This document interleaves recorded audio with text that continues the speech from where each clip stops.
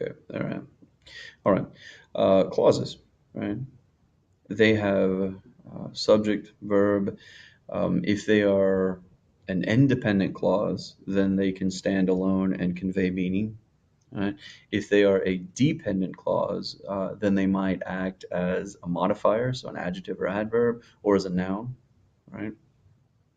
Um, Again, as I indicate here, and I've said in previous slides, um, when you take a independent clause, a complete thought there, something that conveys meaning as it is. Like, for example, I was at the store, and I add a subordinating conjunction to that. For example, while. Okay. Now I've got a dependent clause. Now I have while I was at the store. Now it's incomplete because now you're left wondering, okay, what happened while you were at the store? All right. Um, Now here I've got some clauses for you, right? We see there, if I feel sad, that's a dependent clause, right? That would not make any sense on its own, but in this case, it is joined to, I feel sad is joined by if to the independent clause to give us more information about that verb like, right? So it's acting as an adverb, you know. While I was out gives me more information about when I spoke, you know. We will go, right? Unless it is raining. So that then gives me kind of a condition, uh, that going will occur. Yeah. Let's see what we've got here. Yes, take a right after that blue house I was telling you about. Okay. Now this is an important kind of stylistic thing, and we see this kind of play out here. Look, you can, if it's written like that, right? I would say parse it just like I have here. Okay. Properly though, we would say, um, take a right after that blue house about which I was telling you. Okay.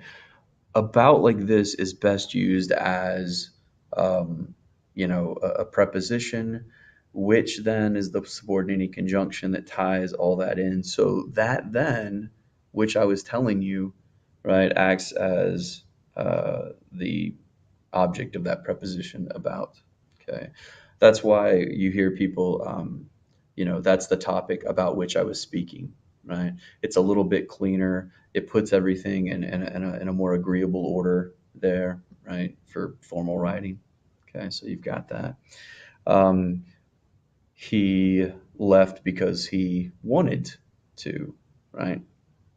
He left because he wanted to leave. Okay, now that is something we'll talk about here in just a couple seconds.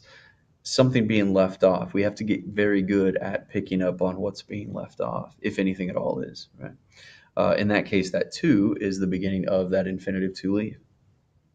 Okay. All right. So anyway, take a look at those. Okay. So then let's talk about restrictive and non-restrictive clauses. Okay.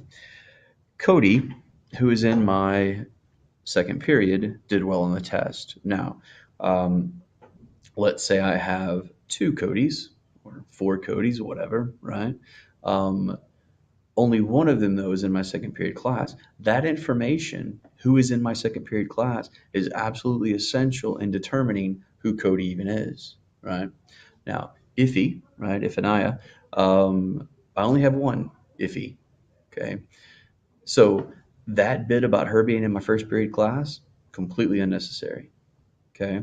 I'm just adding it, right? I could have said if he did very well on the test, you'd know exactly who I was talking about there. So that is unnecessary. So we separate it with commas.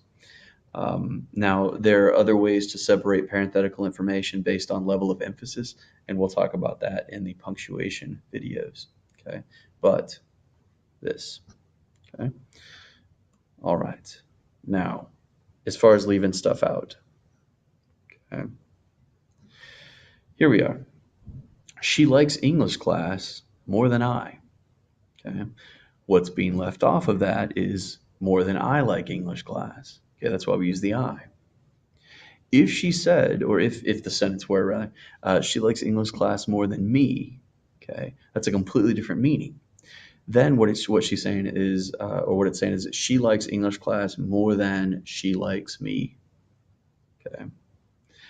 John is as tall as she is tall. When we see things like, what if I do poorly on the test? Okay, properly, that's what will happen if I do poorly on the test. Right? And then I like the color blue, but you red. So here we see two things. We see one, the omission of like, right, which is signaled by that comma. And then we see a positive there, blue. Hello, blue, right, next to color. So blue is just a restatement of that color. Both are direct objects. Okay. And that is called, those are called elliptical clauses, right? You can also have elliptical phrases. Okay. Um, there'll be examples of that. A lot of times when you see an elliptical phrase, it's kind of mislabeled like an absolute phrase, and that's something we've talked about, I think, in class. So, um, you know, his his resolve firm, he charged on. Okay, really, what that is a prepositional phrase, right? He charged on with his resolve firm. Okay, all right, but think about the ellipses, right? Same thing. Okay, ellipses signal that something is missing. Okay. All right. Well, there we are.